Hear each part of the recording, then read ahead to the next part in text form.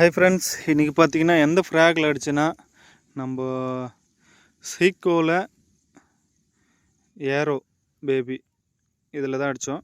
நல்ல ஊக்காப்புங்க. பார்த்தீங்கன்னா சூப்பராக இருக்குது. ஊக்காப்பு வந்து பார்த்தீங்கன்னா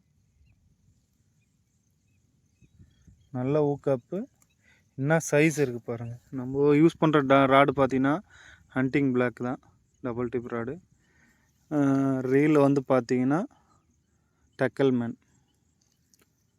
என்ன சைஸ் இருக்குது பாருங்கள். இன்றைக்கி அடித்தது எல்லாமே பார்த்தீங்கன்னா இது வந்து பார்த்தீங்கன்னா ஒரு 2 மீன் ஒரு கிலோ இருக்கும்.